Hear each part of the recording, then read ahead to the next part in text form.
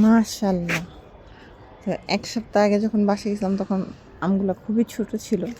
তো আজকে ১ সপ্তাহ পর আসলাম বাসা থেকে, মুন্সিগঞ্জ থেকে বাসায় আসার সাথে সাথে ভাবলাম যে একটু ছাদে যাই, ছাদে যেয়ে দেখে আসি আমার আমগুলো কী অবস্থা। তো দেখতে আসছি আমার ছাদের ফলগুলো ঠিকঠাক আছে কিনা।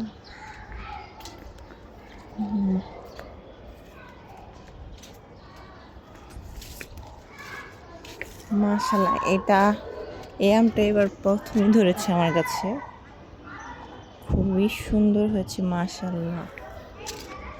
আমি তো এটাকে দেখেই খুব খুশি হয়ে গেছি যে এইটা এখন আর টিকে আছে। আমি যেহেতু ১ সপ্তাহ ছিলাম না, তো ১ সপ্তাহ পর আসার পরে দেখতেছি যে আমার আমগুলো কিছুটা ঠিক আছে, সব ঝরে যায় নাই, কারণ ছাদে পানি গাছে দেওয়ার কোনো লোক ছিল না।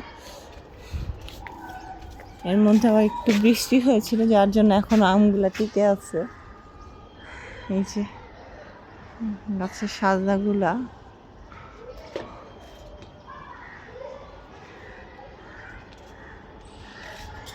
দেখি আছে কি অবস্থা। দেখা যাচ্ছে একটু লাল লাল হয়ে আসছে, আমগুলো পাকার সময় হয়ে গেছে। ওয়াও, কি সুন্দর মাশাআল্লাহ, আলহামদুলিল্লাহ আলহামদুলিল্লাহ। সবগুলো আমের রং চলে গেছে।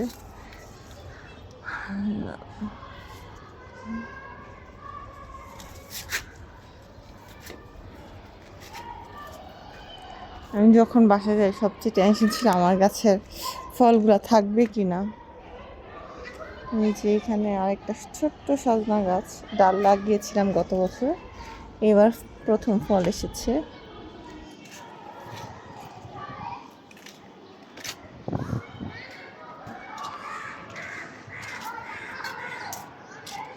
এবার অনেক বকুল আসছিল, বাট সেই তুলনায় অত ফল নাই। বাসায় গেলাম, বাসায় ঠিক একই অবস্থা দেখলাম যে ফল এবার খুবই কম এসেছে আম গাছে।